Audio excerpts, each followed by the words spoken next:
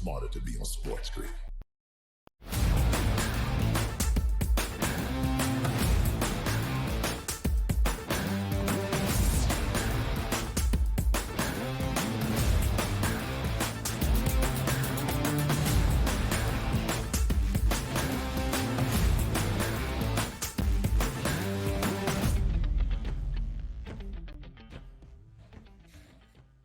Welcome to our third and final hour, live right here on the early line on SportsGrid. He is Donnie Rightside. I am Ben Stevens. What a Thursday we have in store for you in the sports landscape. It is opening day in Major League Baseball. Some more thoughts on the 13-game slate that we have and the overall structure of this new MLB campaign coming away in this third and final hour.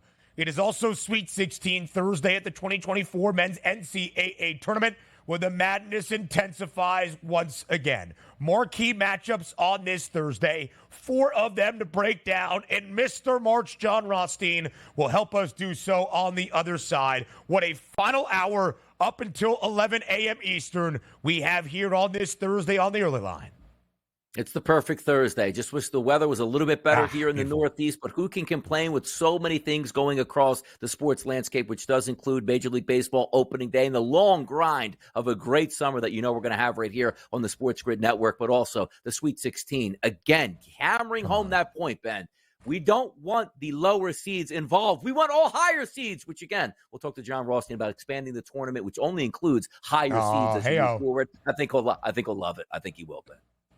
Donnie, don't ruin the second day of Hanukkah for that guy by bringing up NCAA tournament expansion. If the opening round of 64 is his first night of Hanukkah, as he has told us here, then don't ruin what is the second, third, or fourth day. Just let him be happy into this Sweet 16 Thursday. That is my only ask. You might play heel. I hope you do not. Let's welcome in our SportsGrid Radio audience here. It is our third and final hour on this Thursday. A Sweet 16 Thursday, a Major League Baseball opening day Thursday here on the early line. Sirius XM Channel 159, all of our radio terrestrial affiliates now in the fold as well. He is Donnie, I am Ben. So DRS, we gave you our pick 6 to end out the second hour. Your World Series pick, at least based on price, the Philadelphia Phillies, 15-1. My World Series pick, just based on the best team in baseball, and if not now, when? The LA Dodgers at plus 320. We asked the public who their World Series champion was, and most of the public, 49% of the public,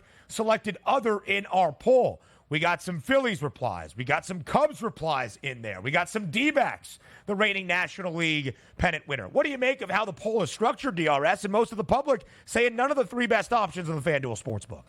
I like it, which means there should be some parity in Major League Baseball, as I brought up the point where I think there's 7 legitimate teams that can actually win the World Series, and apparently we only have 3 of them up there who are great threats to win the World Series, but other people have some opinions where maybe you can get down on better price points here, listed with the Philadelphia Phillies, or maybe taking a look at the Toronto Blue Jays here. We'll have some fun in Major League Baseball, but I am quite surprised that the other is 51%, and again, the Dodgers only 14%. Now, I expected the Dodgers to be 60%. No, I didn't, but if you're asking me between the Braves and the Dodgers, I thought more people would have been voting for the Dodgers. Now, granted, you probably get a lot of hate in this as well. Hate voting. I'm not taking the Dodgers. Hate what they're doing for baseball. Anybody but the Dodgers. Let me just go Braves, Astros, and or other at that point here. Now, before I throw it back to you, let me ask you this question. I'm going to put my commissioner's hat on, and it's not for Major League Baseball. You need me right now in college basketball. We're not banning any prop bets, but that's besides the point. Let me ask you this question.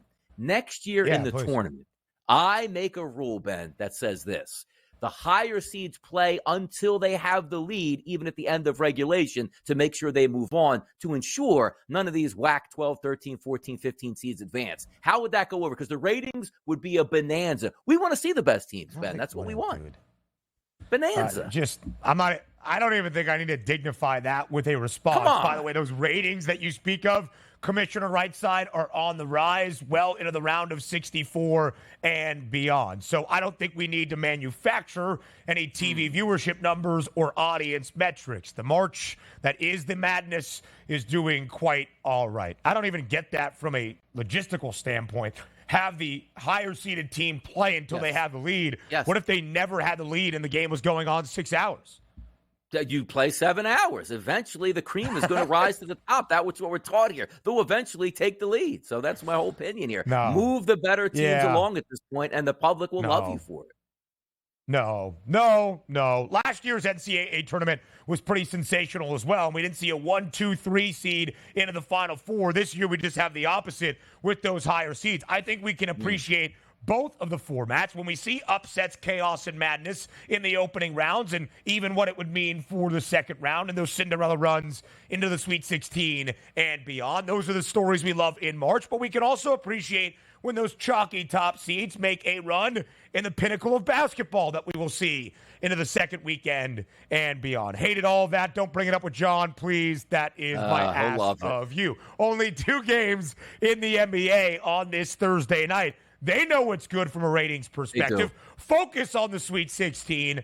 Boston on the road, away from TD Garden, because that hosts the East Regional this weekend. But we start in New Orleans. The Pelicans, a very slight home underdog against the Milwaukee Bucks. The Bucks lay 1 on the spread, minus 116 money line, over under 224. That's on the rise just a little bit. The Bucks have now gone over in 4 of their last 5 games. What do you expect to happen tonight in the Big Easy?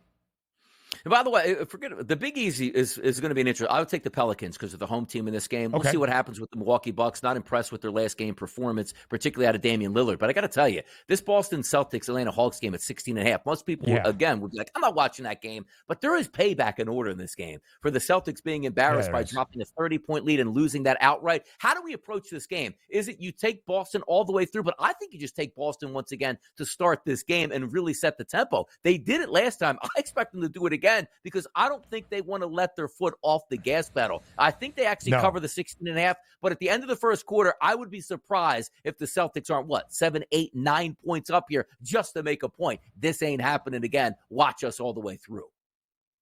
I don't see that first quarter spread at the moment, which is a little bit interesting. But again, it's early here on the FanDuel Sportsbook. If you want to look at the first half number, trying to track that down as well, I don't really see that either here in terms of what the spread would be. I agree with Donnie, though. I think the Celtics are going to hammer the Hawks. Listen, Atlanta got 1. They're still the worst cover team in all of the NBA. I think Boston, despite the spread working slightly against them, 17.5, now 16 and a hook, is going to have a big night. Back to the game in New Orleans. Again, that 1-point number in favor of Milwaukee. The Bucks right now still 11-5 since the All-Star break, but when they were winning games to start, 1-6 straight, under in all 6. We've seen an uptick in those totals in terms of now going over in 4 of their last 5 games. Big game for the Pelicans. Right now in the 5th spot. A game behind L.A. for that 4th spot. A game in front of the Dallas Mavericks for that 5th spot. The Pels can ill afford to lose a really big game there tonight in New Orleans. Again, just a 1-point spread in favor of the Bucks. I wonder where that line closes later tonight in NOLA. Our focus now, though, the Sweet 16 on this Thursday. No NCAA tournament expansion talk out of Donnie Wright's side. Just a focus on the 4 marquee matchups that we have with John Ruff up next.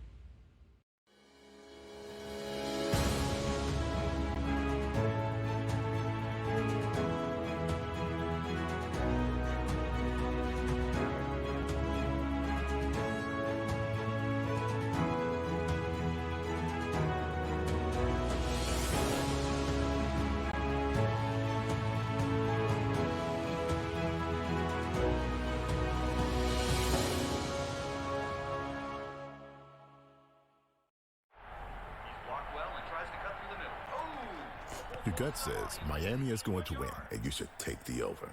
Your gut also said your NFT selfies would only go up in value. They didn't.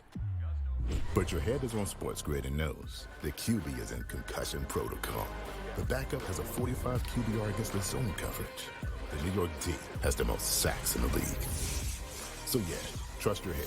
It's smarter to be on SportsGrid. SportsGrid, your 24/7 sports wagering network. Pro League Soccer, powered by Marca. I would be willing to bet the under 2.5 goals. Fantasy sports today. Especially in head-to-head formats in fantasy, I think I'm going to go with Juan Soto. Game time decisions. People don't like it. I don't really care. I cannot believe anybody is betting the Clippers at this number. Betting above the All rim. I've heard you say on the network is you're either winning or you're rebuilding. In-game live all access. Nobody has been more profitable as a dog than Shaka Smart team. Winning back-to-back road games. I don't care if they're playing Topeka High. I wouldn't give them any chance whatsoever. In-game live. Prime time. Back-to-back just utterly stinker quarters. In-game live. Overtime. Honestly, as you sit here and listen, watch right now, you may want to consider placing that bet. It's smarter to be on SportsGrid.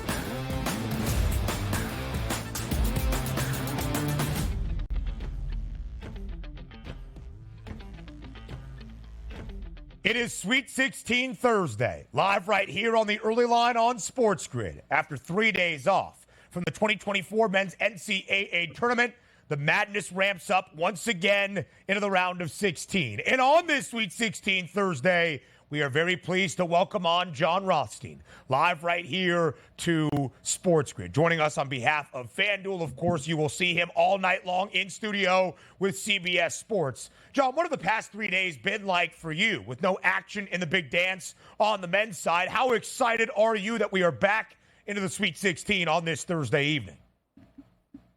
Well, I'm really excited, Ben, and I think it's really exciting to think about what we have on the horizon. I think arguably the best Sweet 16 we've seen in at least 5 years. The first time since 2019 that all four number one seeds are in a situation where they will be in the second weekend of the NCAA tournament, and all four number one seeds obviously with a great chance to advance.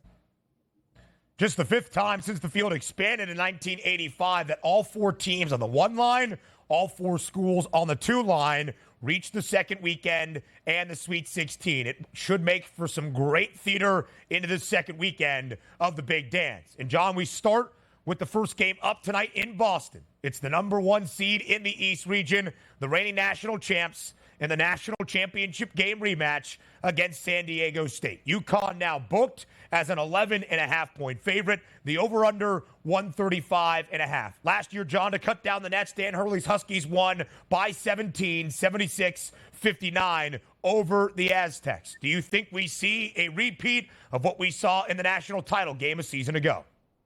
I do. Now, San Diego State shot the ball exceptionally well against Yale in the round of 32, making 13 three-point shots. They would have to replicate that type of a shooting performance to stay close to the Huskies. Now, remember as well, from a logistical standpoint, San Diego State played Sunday night in Spokane, Washington against Yale, then flew cross-country, had to get acclimated in Boston, and now will play an early game in what is going to be a pseudo home court advantage for UConn, who is playing then just 84 miles away from Gampel Pavilion. I've said this really for about 6 weeks right now. The teams that play UConn in Boston are going to have to win road games to have a chance to get to the Final Four.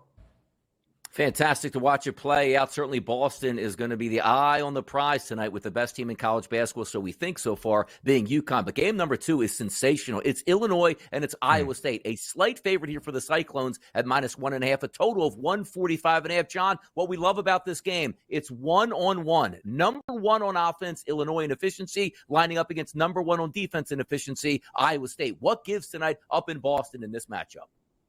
Well, it's a fascinating contrast in styles, and I think if the game gets above 70, it favors Illinois. If it stays below 70, it obviously favors Iowa State. But, guys, Illinois' offense right now is operating at and this is for you, Ben, a Mike Martz St. Louis Rams caliber level when you think about the way that it's performing. Terrence Shannon Jr. and Marcus Domask have separated themselves as the best scoring wing tandem in college basketball. And get this. Entering tonight's game against Iowa State, those two players, Shannon and Domask, are combining to average over 55% of Illinois' scoring averages in the NCAA tournament. This, to me, is a game that will set up an epic regional final as long as UConn moves forward and obviously beats San Diego State. But I like the Illini tonight. John Rothstein using a greatest show on turf reference to the St. Louis Rams in the early 2000s. John, is that the first time you have ever compared a college basketball offense to something happening in the National Football League? I think it's the last time I remember something synonymous with the NFL. It's been a long 2 decades that I'm covering college hoops. Maybe the last game he watched was Kurt Warner tossing one out to Marshall Faulk. We have no idea, but that's how you know it's a really good offense if that's what sparks the mind of John Rothstein. So, John, we look at the East region right now. UConn a hefty favorite to advance to a second consecutive Final Four at -230. But it's a great matchup in the nightcap inside TD Garden, as you alluded to, between Iowa State and Illinois. Winner of that game taking on more than likely UConn in the Elite Eight this weekend. How competitive would a potential matchup be between the Huskies and either the Cyclones or the Illini? Really competitive, and Iowa State and Illinois are both terrific basketball teams, but at the end of the day, this is going to be a road game for either of these teams to beat UConn to go to the Final Four. Now, teams in Boston who have had close proximity to TD Garden have also went to TD Garden in a regional and lost. And the perfect example, Ben, not to bring up bad memories, is Syracuse in 2012. If you remember, the Orange that year lost Fab Melo, may he rest in peace, before the NCAA tournament due to eligibility issues, and wound up losing to Jared Sullinger and Ohio State in the Elite Eight. 12 years later, UConn in a similar situation, although I do think that UConn's home court advantage will permeate through TD Bank Garden more so than what we've seen recently, in my opinion, with the scenario with Syracuse in 2012. Take a look at Alabama and North Carolina. No home court advantage here. Both of these teams playing on the West Coast, but we expect a fun game with a ton of tempo. A 173.5 number listed at the FanDuel Sportsbook for the total, and a favorite for North Carolina at -4.5. These two teams are going to get after it. Who will be the last team standing in this game, John? Well, Carolina-Alabama is a game that could be 95-90. It could be the best watch that we have in the Sweet 16. But to me, guys, Alabama does not have really an answer up front for Armando Bacot. And Armando Bacot, in a lot of ways, and Ben, I'm going to go back to a Rocky III reference with this. If you remember, after Rocky lost his first bout with Clubber Lang, Apollo Creed confronted him in the gym and said, you know, the way to get it back is to go back to the beginning. Armando Bacot in the NCAA tournament has went back to the beginning. Through 2 games, averaging 19 points and 11 rebounds, shooting 12 of 23 from the field. Guys, these are the types of numbers that Armando Bacot put up when North Carolina went to the national title game 2 years ago and almost won a national title, losing by 3 against Kansas. I don't see a matchup for Alabama inside with Armando Bacot. I like the Tar Heels to advance. Armando Bacot was a walking double-double and often is throughout his career in Chapel Hill, but that was a little bit on the decline during this regular season in college hoops. It is certainly on the uptick here for North Carolina tonight, a 4.5-point favorite against Alabama. The first game up of the Sweet 16 on this Thursday is Arizona and Clemson. The Tigers won outright as an underdog, John, in both their games in the opening weekend, knocking off New Mexico and then pulling the only outright upset of the round of 32, beating Baylor. What does Clemson bring into this matchup as a 7.5-point underdog against Arizona? Poise, confidence, and really the pace of a tortoise. And this is a vintage tortoise versus hare game because Arizona, as you know, wants to play as fast as possible. Clemson is the opposite, but I will say this, Ben, being in Memphis last week for the South Regional, for the South first-round games and second-round games at FedEx Forum, Clemson took a Baylor team that scored 92 points against Colgate in the first round of the NCAA tournament and held Baylor to 64 in the round of 32. Clemson is extremely methodical. Chase Hunter is going to play an extremely big role in this game, but Clemson, much like the teams in the East region, is going to be going against a very pro-Arizona crowd in this venue, and that only means this. When you think about the dynamics, I like Arizona to win, and that would mean if the seeds hold out west, Caleb Love will go toe-to-toe on Saturday with his old team, North Carolina, for the right to go to the Final Four in Los Angeles. Ben, there's a reason why when the brackets came out, I named the West region the region of drama, and Caleb Love would be up for Best Actor.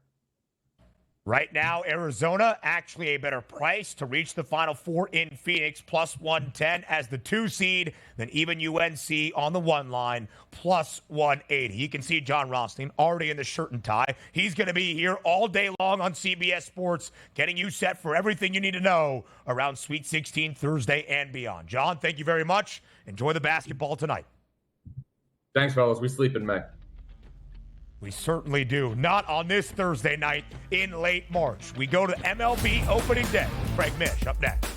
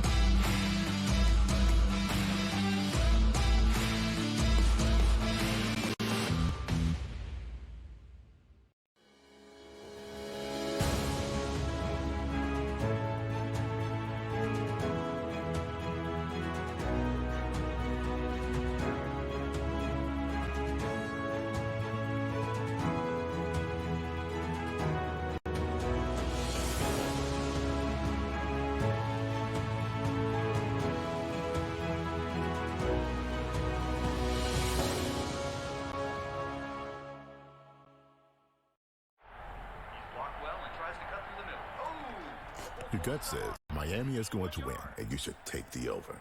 Your gut also said your NFT selfies would only go up in value.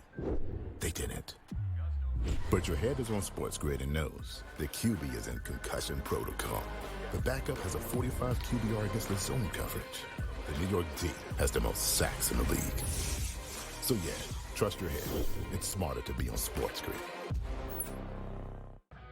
SportsGrid, your 24/7 sports wagering network. Pro League Soccer, powered by Marca. I would be willing to bet the under 2.5 goals. Fantasy sports today. Especially in head-to-head formats and fantasy, I think I'm going to go with Juan Soto. Game time decisions. People don't like it. I don't really care. I cannot believe anybody is betting the Clippers at this number. Betting above the All rim. I've heard you say on the network is you're either winning or you're rebuilding. In-game live all access. Nobody has been more profitable as a dog than Shaka Smart team. Winning back-to-back road games. I don't care if they're playing Topeka High. I wouldn't give them any chance whatsoever. In-game live. Prime time. Back-to-back just utterly stinker quarters. In-game live. Overtime. Honestly, as you sit here and listen, watch right now, you may want to consider placing that bet. It's smarter to be on SportsGrid.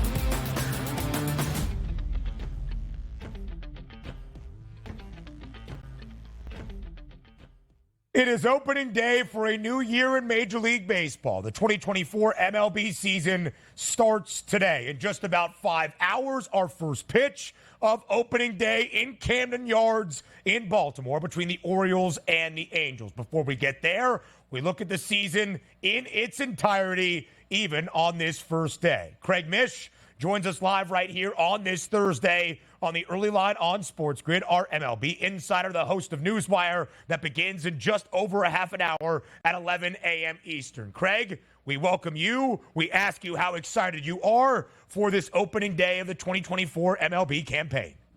Yeah, very excited. We'll be headed to see the Marlins and Pirates today, 4:05 Eastern at Lone Depot Park. So that will be my destination today.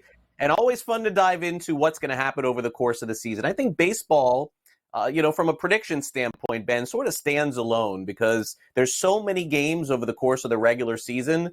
And look, there's so many people out there like me, like you, like Donnie. We get to June and then we make our new predictions for baseball and we say, who's going to win at the end of the season? And we take a look at the odds. But truly, to get it right, I think you got to get it right now. Like, I don't think this is the kind of sport where you can dive back in May or in June and say, I told you back in May that this was going to happen. I mean, if you're picking the Cy Young or the Rookie of the Year or the MVP or who's going to win the World Series, you can adjust your opinion. And I know that the betting markets will allow you to change your opinion, but I think you got to do it at the beginning of the season and get it right. For sure. Listen, injuries happen. Crazy things can occur in a season that has 162 games in a regular year. With that being said, the time is now, and Craig Mish is here on this opening day for 2024. So, Craig, let's start with your World Series pick. Who do you have facing off for a World Series title? Who ends up as the World Series champion in this 2024 MLB year? I think the Braves are going to finally push through. I guess you could say they did a few years ago. What's crazy, Ben, is they did this all. The Braves won the World Series not that long ago, and they did it without Ronald Acuna Jr. I mean, isn't that nuts? Like, this is the best player in baseball, and they still won the World Series. I think this year they get to that deadline or they get toward the end of the season and they say, you know something, we are not going to go down this road once again and just kind of do nothing and assume and hope for the best. I think they make some major adds this year.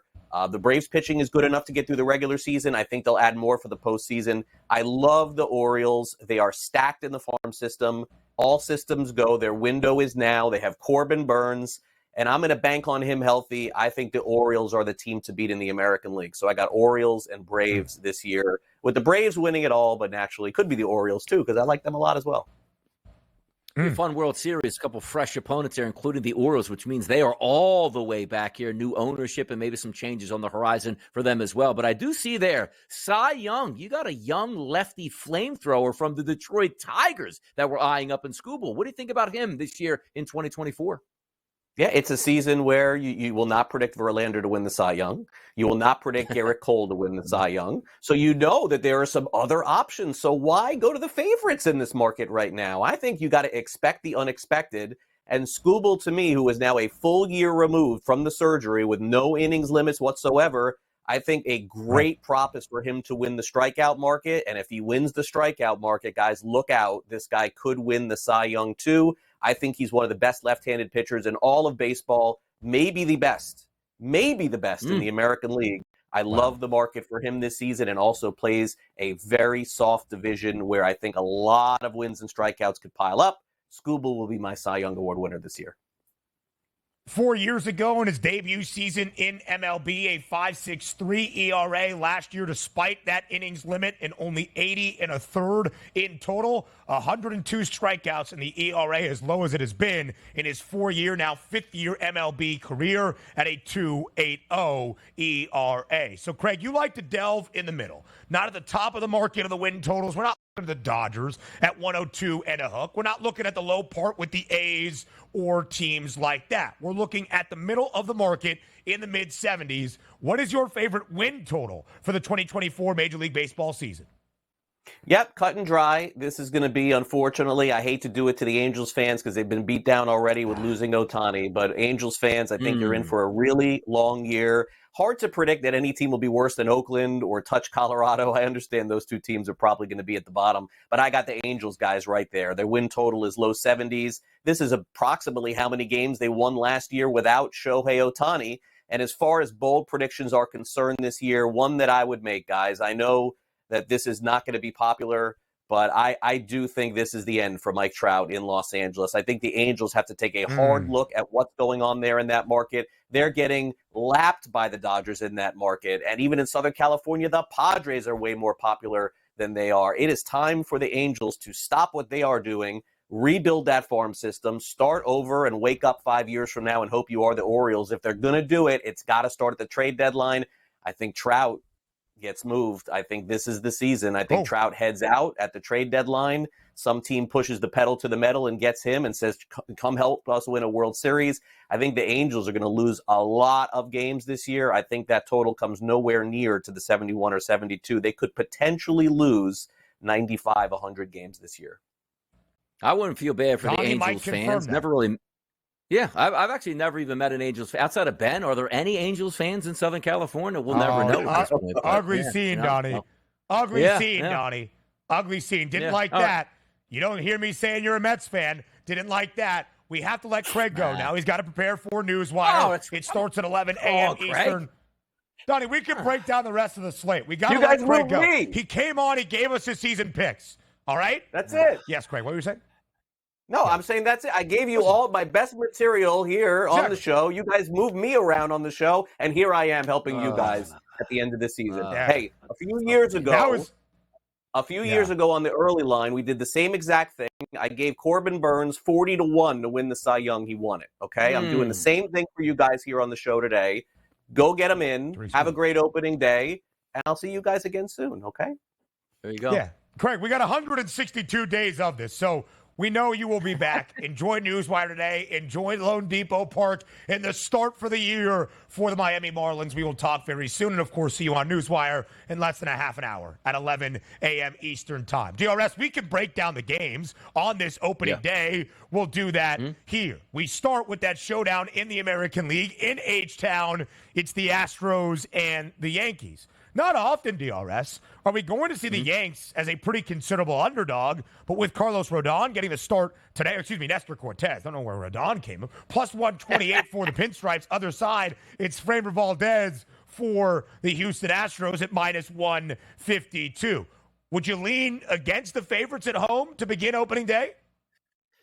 I don't know if you lean against the favorites particularly, but overall, let's just say through the month of April, you're probably going to be taking a ton more dogs than you are the favorites. And particularly in this game for me, I'm going to lean on the underdog, which is the New York Yankees. Now, having said that, if we don't have statistics to go off of, and if anybody's like, hey, man, you know what, Ben?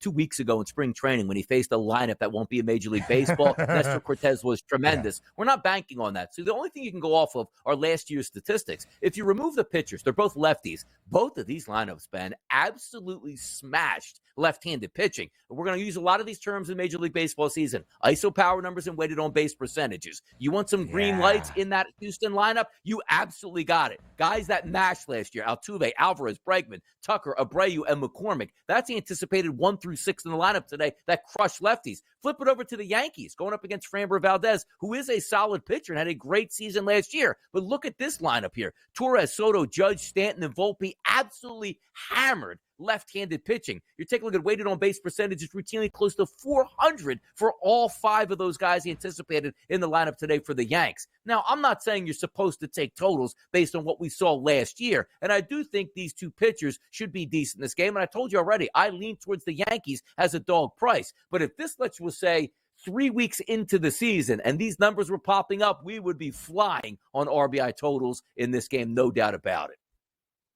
Yeah, absolutely so. I can't wait for Donnie Rightside to start integrating WOBA back into the vocabulary throughout this MLB campaign. DRS, we've got 13 games on opening day. That means 26 Major League Baseball clubs. 24 of the 26 can either win 162 or lose 162. The possibilities truly are endless.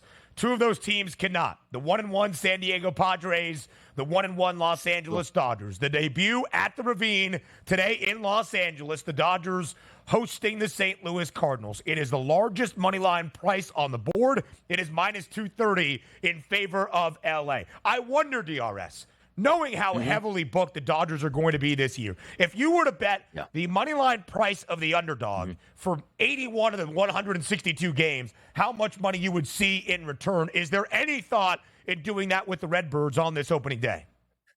I don't know if it's, and again, if you're going to take him, you probably would take him opening day. And the point you're making is wise. Just take a look at the opening series over in Korea in the Seoul series. Like the Dodgers didn't win both games 10-1. Like, hey, you can't bet against the Dodgers. They lost one of those baseball games. And quite frankly, theoretically, might have lost two of those, if not for a comeback in game number one. So the Dodgers are going to lose games. They're not going to go 162-0. And quite frankly, they can't because they already went 1-1. But this team on a day-to-day basis, the way you attack the Dodgers, again, the prop markets are fantastic.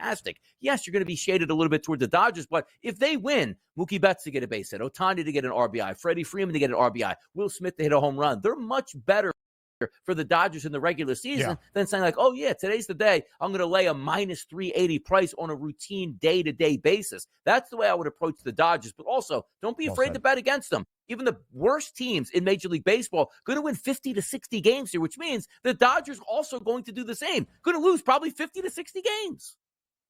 And the Cards aren't one of those worst teams, despite finishing last in the Central a year ago. They're the favorites entering this year. The Cubs and the Rangers, that's a ball game tonight in Arlington. 9 of the 13 games today will be between, or at least before 7 p.m. Eastern Time.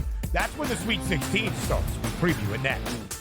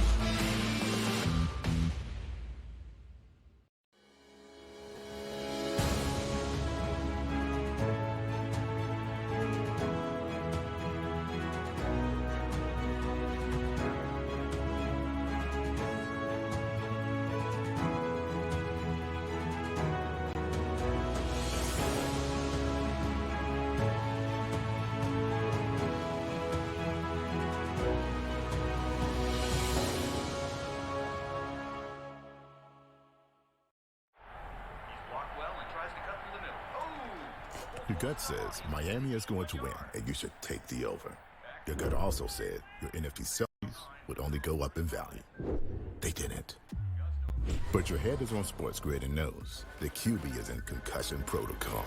The backup has a 45 QBR against the zone coverage. The New York team has the most sacks in the league. So yeah, trust your head. It's smarter to be on SportsGrid.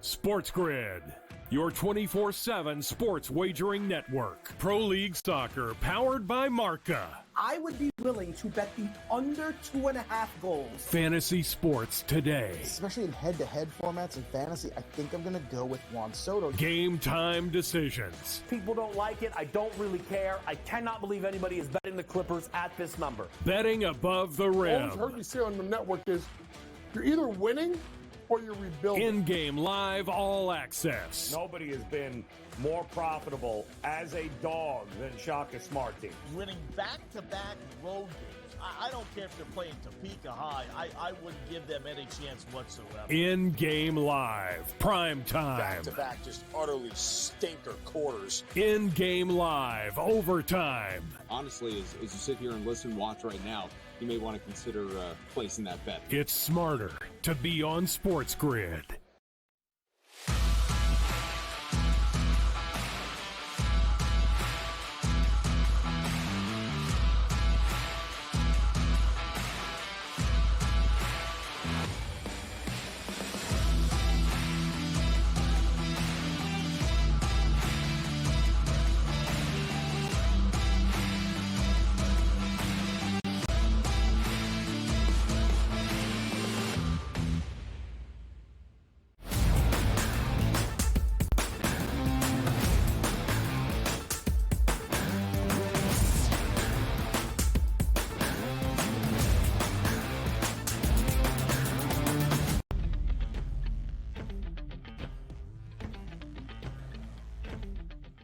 It is Sweet 16 Thursday, and how sweet it is live right here on the early line. 4 marquee matchups that begin at 7:09 p.m. Eastern Time tonight in Los Angeles.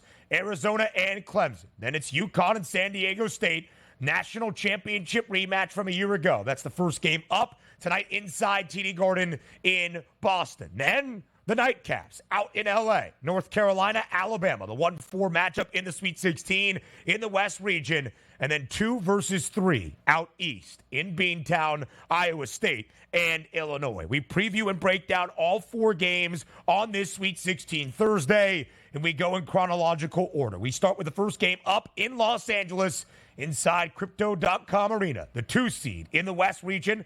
Arizona will take part against the 6 seed in that portion of the bracket.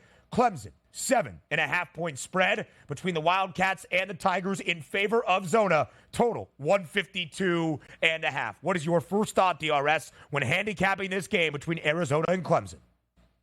Arizona's the better basketball team, but we're not asking the public who's going to win in their bracket in advance. Most people would take Arizona because they are 7.5-point favorites. But I got to tell you, Clemson's one of those teams where we didn't pay a lot of attention, at least myself, to the ACC entering into conference tournament week, and then, of course, heading into March Madness itself. I've repeatedly said I believe this is really it's obviously not a one-bid league because more teams got in, but one team I thought could do damage was UNC. I wasn't that high on Duke. Look, Duke's still standing. Wasn't that high on Clemson. They're still here. NC State was an afterthought heading into the conference tournament. They're still standing as well. So a lot of good basketball has been played here from the ACC. But having said that, in this game, I do think Clemson's a decent basketball team. Top 25 in the country in offensive efficiency, top 40 in the country in defensive efficiency. They deserve to be here, and it's a neutral court. You're not going down to Tucson to take on Arizona at home. You're like, oh, that's going to be really tough in their environment. Now, granted, much like you're going to see tonight in Boston, it's going to be a pro-Arizona crowd because that's Pac-10 territory, Pac-12 territory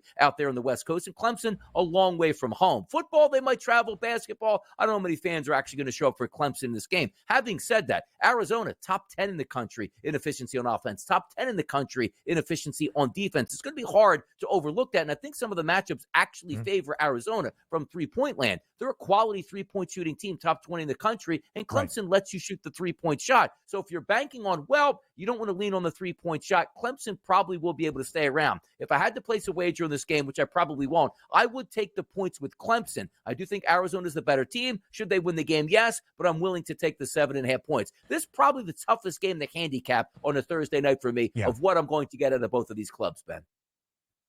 I have already bet 3 of the 4 games on this Sweet 16 Thursday. I did so on Monday, the opening day of this week, following the opening weekend of the men's NCAA tournament in conversations with DRS. I've got 7.5 points with Clemson. I've got UNC minus 3.5. That line has moved, and I had Illinois when they were a 2.5-point dog on the money line. We'll talk about those other games in just a moment. But here's why I think Clemson keeps this game close tonight. Clemson has been great defensively, playing at a very slow pace in its opening 2 games so far here in the Big Dance. In fact, they've gone under in both of those games. And I have faded Clemson in both of those spots. Am I being reactionary in betting Clemson now, seeing my bets get crumbled up into pieces by this Clemson Tigers team the last 2 nights in the round of 64 and round of 32? No, I don't think so. I'm adapting to what I see and what I have seen out of Clemson and how it matches up metrically and stylistically against Arizona. Top 20 in terms of shooting the three-pointer this year, but they don't take a ton of them. That is how to beat Clemson. That's why I looked at Baylor, who was the 3rd best three-point shooting team in the country, nearly 40% from beyond the arc on an annual basis this year, and they won 8 of 24 against the Tigers in that night. Maybe a bad shooting night, sure, but I think Clemson has enough defensively to keep this game tight against Arizona, and a Clemson team that is very balanced offensively. Now, I will say this, DRS. You mentioned Arizona top 11 in both offensive and defensive efficiency. The metrics have loved the Wildcats and Tommy Lloyd all year long. Arizona, though, under in 5 straight games and in 8 of their last 10. When we spoke about this game on Monday, you said you thought there would be some points. I actually lean under 152.5. How do you feel about the offensive production tonight in Los Angeles?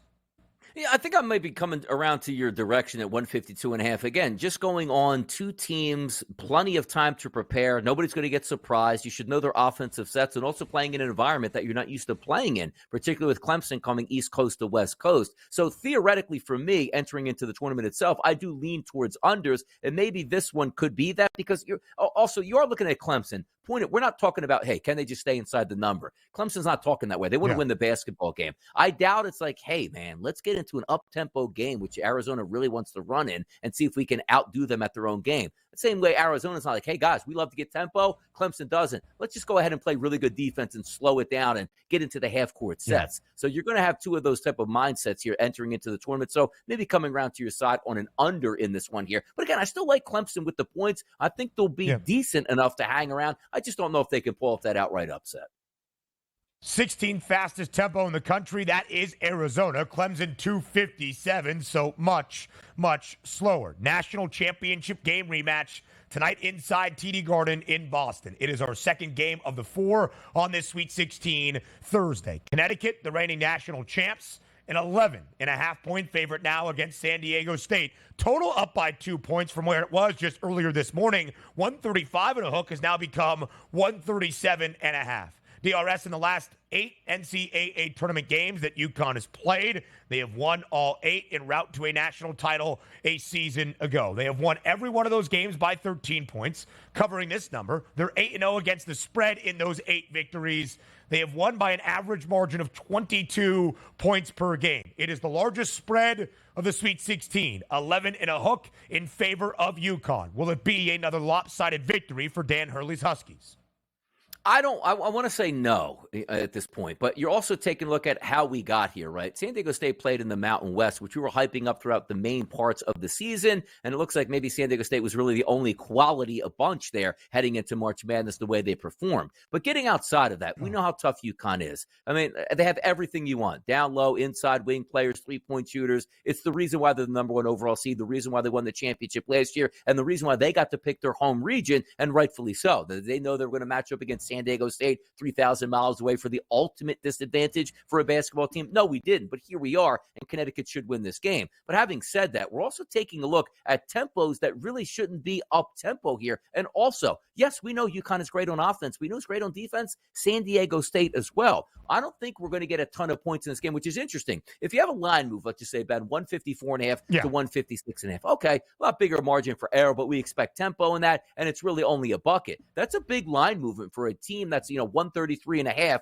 or two teams that are a little bit lower pace, 133.5 to 135.5. I would lean towards the under because I don't think either one of these teams is basically, hey, let's run this other team out of the gym. They're going to play great defense, and both of them in efficiency, again, top 10 here. I look for this game staying under the total, but just as a fan, I know I'm rooting for San Diego State. I would be mildly surprised if San Diego State, in the final 2 minutes of that game, is within 5 points ready to press UConn. They're the much better team and a home court advantage. The accounts should be electric inside of that building tonight. So I would lean UConn winning the game. Not loving the spread, but taking the under more likely. Last season's national championship game, UConn won by 17, 76-59. The Huskies were a 7-point pregame favorite. The total of 132 stayed under. UConn has been under in both of their games so far in this big dance. If San Diego State is going to keep pace with the Huskies tonight, they need to rely on their defense. Top 10 in the country in terms of efficiency, slowing down Tristan Newton, Steph Castle, Donovan Clingan. The list goes on and on. Cam Spencer as well for Connecticut. And they also probably need to shoot the three as they did against Yale in round number 2. They were 13 of 27 for a team that shoots less than 32% from three this year. And last year, Jaden Ledee, in the 6 games that San Diego State played in the Big Dance, including the national title, he capped out at 12 points. That was his max. In his 2 games this year, with the transformation he has undergone offensively, 26 points, 9 boards against Yale, 32 points, 8 rebounds against UAB in the opener. He needs to be sensational tonight for San Diego State to have a chance. Next up, it's game number 1 of the night session in the West region. Out in Los Angeles, North Carolina and Alabama, the 1-4 matchup in the West region. UNC, the top team in this portion of the bracket, now a 4.5-point favorite. And Donnie, we start with that total. 173.5. Offense expected. How many points do we see tonight in Los Angeles? We're probably going to get quite a bit of points, but that doesn't even mean you're going to cover a total that's close to 175, which is crazy for March Madness on a neutral court site with two good basketball teams. But sometimes you try to reach back to what happened maybe been in the last month or so. You take a look at a team like Florida in the SEC. Very good on offense, not tremendous on defense, likes to play with some tempo, and has elite shot makers. Look at those two games against Florida if you're Alabama. They lost 105-87 and 102-88. Like, it has a similar vantage point for me. It's like Carolina plays really good defense. They're going to say, okay, Alabama, this is going to be a challenge, but we're up to it, and we're pretty efficient over on this side. But the offense here is where it might get them in trouble. Talking about Alabama going up against a good defense where UNC isn't going up against a great defense in Alabama, so it's not like versus like competition. Right. So when I look at this game, even though it's a heavy public favorite and you're supposed to stay away from those, look, the public does win its fair majority of the games as well in these type of environments. I think UNC is the better team, but even though I do think the pace is there to go over, I can't take it over that high in an NCAA tournament, so I'll just keep it with North Carolina. I look at those Florida games as a template of why UNC should win this game and cover. Listen, my best cap so far of the big dance was Grand Canyon, slow tempo, great at running you off the three-point line, and what that would mean for a total that I found too lofty for the round of 32. 172.5 between Alabama and GCU. It stayed under by nearly 40 points. 72-61 was the win for the Crimson Tide. But again, we were under by nearly 40 points. I don't feel that resolute about this under. Alabama has played 9 games against teams North Carolina has played 9 games against teams in the Sweet 16 this weekend.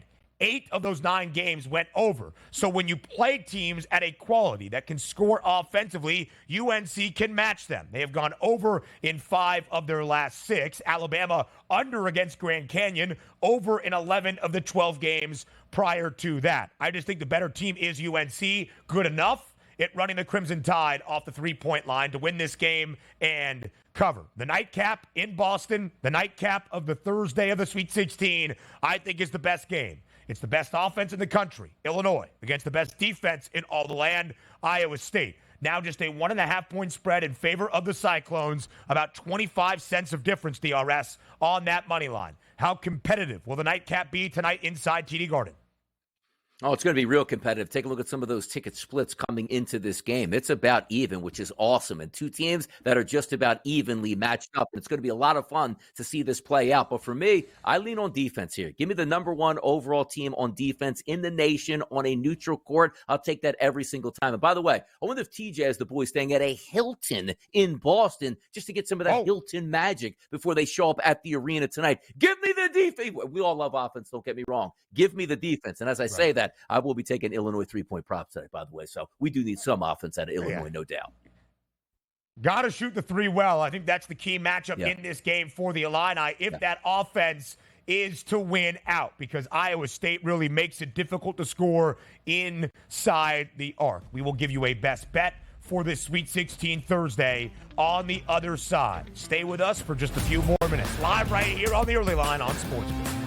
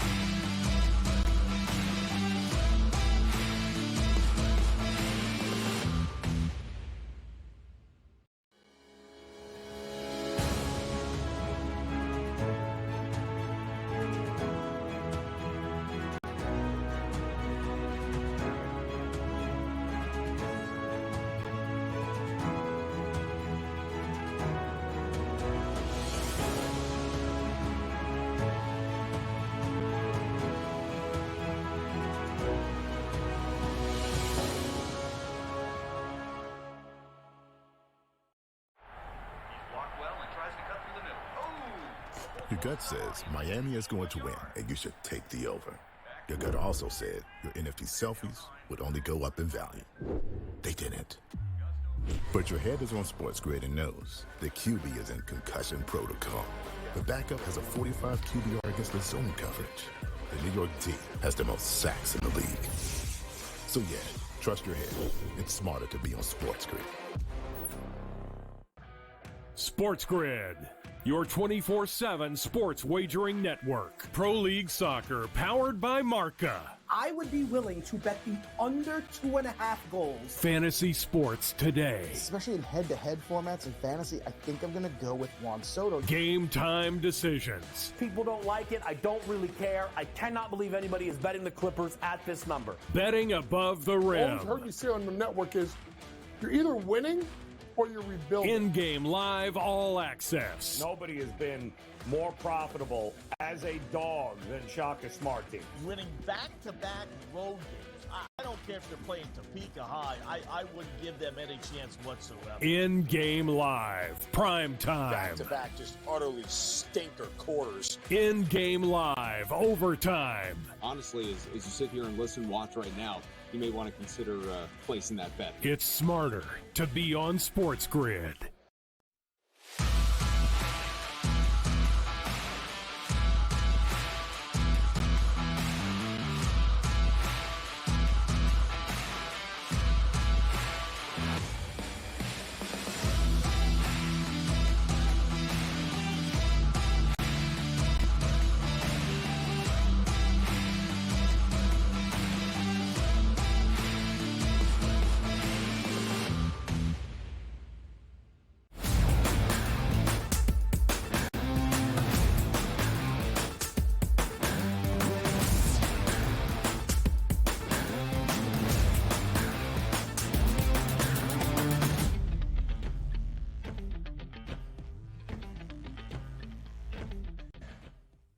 Rounding out our 3 hours together live right here on this Thursday on the early line on SportsGrid and all across that SportsGrid network. I am Ben Stevens. He is Donnie Rightside. What a Thursday it is. Starting in just about 4 hours, it is opening day of this 2024 Major League Baseball season with 13 games on opening day, 9 of them that should end before Sweet 16 Thursday night begins in Los Angeles between Arizona and Clemson. 4 marquee matchups into the round of 16 as the madness intensifies once more in the 2024 men's NCAA tournament. So before we say farewell, with all that is going on, before we say goodbye, it is time for a best bet. It is time for Bye Bye Bye.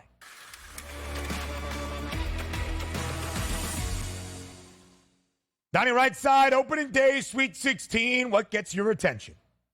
It feels so good, like my spidey sense is tingling right now. Like, I can't believe we're handicapping Major League Baseball, and we have months and months and months to do it. So let's keep a good thing rolling here. I already told you my best bets last week were Ohtani to get an RBI and Ohtani to get an RBI, 2-0. Let's keep that train going here. Now, granted, we don't have a lot of statistics to go off of, but if we're just looking at last year, Ohtani against right-handed pitching absolutely mashed it. Take a look at this. A 374 ISO and a 486 weighted on-base percentage, which is absolutely incredible. Miles Michaelis will be on the mound today for those St. Louis Cardinals. And for Michaelis, he struggled with left-handed batters last year. So we're going to go Ohtani to get an RBI at a plus 110 price today. Let's cash that ticket before dinner tonight, Ben. I think there have been 3 days of baseball officially with the Seoul Series last week in South Korea. And all 3 best bets in baseball from Donnie Rightside have been a Shohei Ohtani RBI. DRS loves a little Ohtani. My best bet is North Carolina minus 4.5 against Alabama. The total scares me a little bit, but UNC can reach up to that pace. What UNC is also good at is defense and running the Crimson Tide off the 3-point line. North Carolina is a 1 seed for a reason. The Tar Heels laying 4.5 tonight against Alabama in the nightcap in Los Angeles. We'll talk to you on a Friday, recapping the first night of the Sweet 16. Looking forward to night 2 at 8 a.m. Eastern here on the Early Line.